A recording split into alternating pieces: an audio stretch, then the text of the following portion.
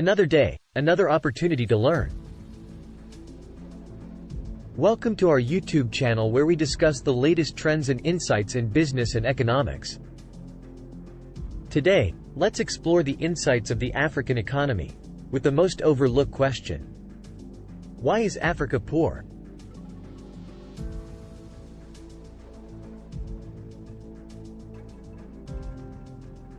Did you ever ask yourself why is Africa so poor? Maybe from the beginning of your life, you have only been wondering why a whole region with so much natural resources in such a poor state in the first place?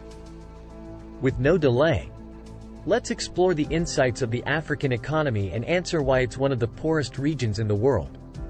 Just as an overview, Africa is the second largest by landmass and also the second largest populous continent. The area of Africa is about 11,730,000 square miles and has a population of about 1.4 billion people, which also accounts for 18% of the world's population. It captures 20% of the land area and 6% of the Earth's surface. The continent is surrounded by the Atlantic Ocean to the west, the Indian Ocean to the southeast, the Isthmus of Suez and the Red Sea to the northeast, and the Mediterranean Sea to the north. The continent includes Madagascar, several archipelagos and also 54 recognized sovereign states. Nigeria holds the maximum percentage of the African population. Whereas Algeria is the biggest country, the whole African nations were reunited by the African Union, which is headquartered in Addis Ababa, which is the largest capital city of Ethiopia. The geography, Africa is a place where hot temperature dominates. The word Africa is given by the Romans by following the Latin word apria, which means sunny. Also, the Greek name Afrique means without cold. This hot weather gifts Africa with deforestation. The major climate problem in Africa, which affects twice as world's rate according to the University of Pennsylvania African Studies Center. 31% of Africa's pasture land and 19% of its forests and woodlands are classified as degraded, and Africa is losing over 4 million hectares of forest per year, which is twice the average deforestation rate for the rest of the world. Some sources report that approximately 90% of the original and virgin forest in West Africa has been destroyed. This environmental issue strikes African people and the climate very effectively. This issue appears due to their anthropogenic effects on the natural environment.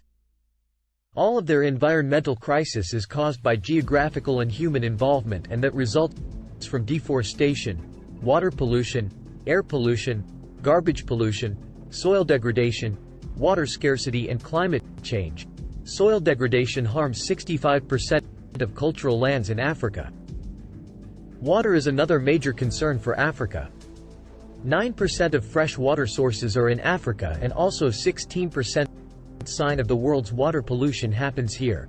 Nile, Zambezi, and Congo are the rivers of Africa, and it also has a lake named Lake Victoria, which is the second largest lake in the world. Yet Africa has considered the second driest continent, and a lot of people suffer from water shortage diseases. Africa is also considered a diseased and polluted continent. The Ebola outbreak in Guinea was the largest in history. According to the WHO, the continent also suffered from the SARS outbreak. Besides their unhygienic lifestyle, they suffer from many diseases.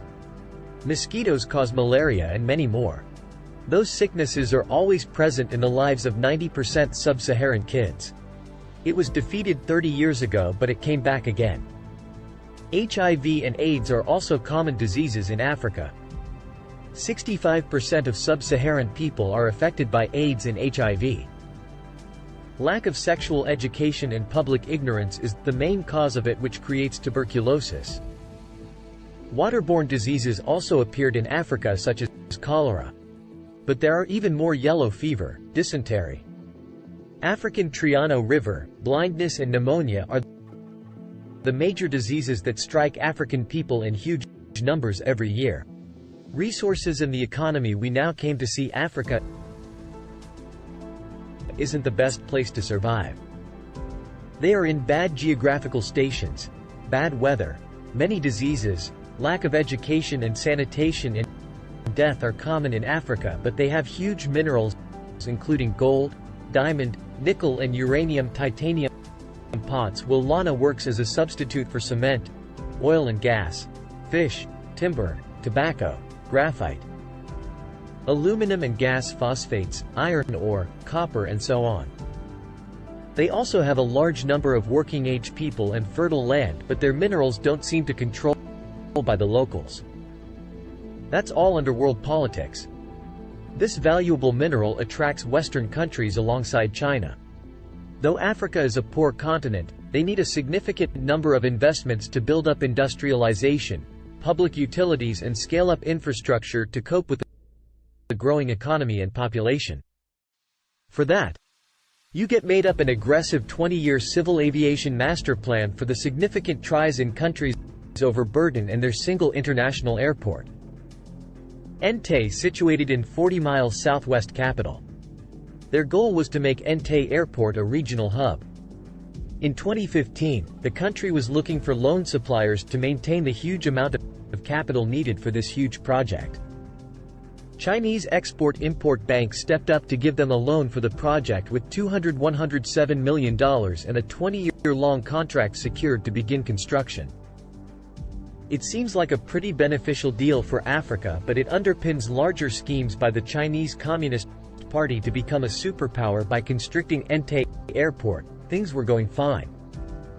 But the Ugandan Civil Aviation Authority found some toxic clauses in that Chinese deal, including measures that essentially mortgaged out the entire channel to mediation to be conducted.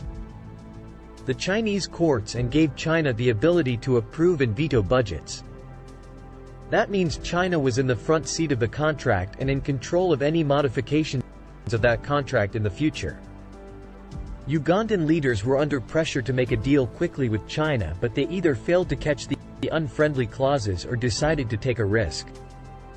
But things all went to vain when the 2020 global economy crashed in Uganda, which made the country's financial situation miserable.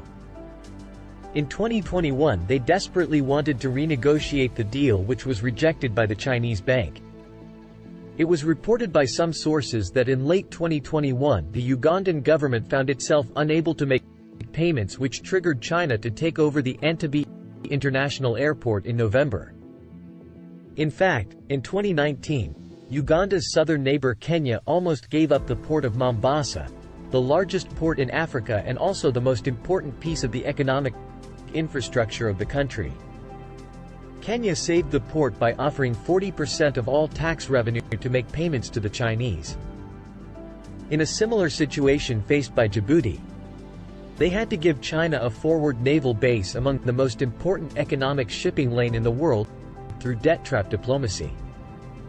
China is targeting Africans for cheap labor. There was also a project of connecting a super-fast rail link between the port of Mombasa in Uganda that has run out of money in Kenya. The rail tracks ended abruptly in the countryside for 168 Kelvin m shorts of their destination. A similar curse also occurred in Cameroon and Nigeria, as the total funding of the continent dropped to 70% over the last 3 years. As they have nowhere to go, China is helping them to assist them in political and economic gain. The poverty of Africa is caused by widespread corruption, flawed democratic institutions, a dysfunctional judicial system, unscrupulous, multinational corporations, local and international dynasties underhand. International aid agencies. The partition of Africa during colonialism and the Chinese debt trap, the whole world gave aid to Africa. But it is Africa who is aiding the world. Africa is also suffering from capital flight. Capital flight is a situation when money rapidly flows out of the country, and that results from money laundering, tax evasion and diverter revenues. That is how we can understand how African governments are unable to pay debts and also unable to utilize the ability of domestic resources for economic development. This capital flight thing is going over Africa over the decades and left a huge impact on African economical history. A report says African developing countries received $1.30 trillion from abroad countries, but a sum of $3.3 trillion has flown away from Africa that stands for developing countries giving away $2 trillion more than they receive. That's 39% more than the aid budget. Since 1980, the combined illegal capital flight piles up to a staggering $4 trillion. The continent loses at least $100 billion every year. A recent report claims that illegal logging, fishing, and trade in Africa loses Africa about $29 billion per year. It is also estimated that Nigeria lost almost $250 million between the period of 2002 and 2009 by capital flight. Then we see a similarity also in South Africa, which also lost $170 billion during this same period. Egypt, Algeria, Morocco, Angola, Sudan, Kenya, Tanzania, and Cameroon are also on the list of capital flight corruption. African leaders are the reason for this kind of problem in Africa. In 1960, Indonesia, Singapore, Thailand, and some other countries' situation were the same as African countries. But now we can see how those Asian countries developed, but Africa, they remain the same. If political leaders got their well-planned blueprint, they didn't need to seek aid from other countries. They could have overcome all their problems with their significant resources. How's the future of Africa? Now, the question is, will Africa always remain the same? Some countries of Africa are trying to overcome the problems they are facing from the beginning. It has seen that by 2030 the poverty rate will decrease to 24% than today. Internet and technology seem to be very affordable for African people alongside the telecommunication sector. If the focus remains established and the leaders can get the best for their countries, this region can change in no time. Let's remind the people of Africa that their faith can be changed if they wish so and fight for it. If others' regions considered poor before were able to become rich or developed, so can Africa too. Thanks for watching. Don't forget to like, share and subscribe for more.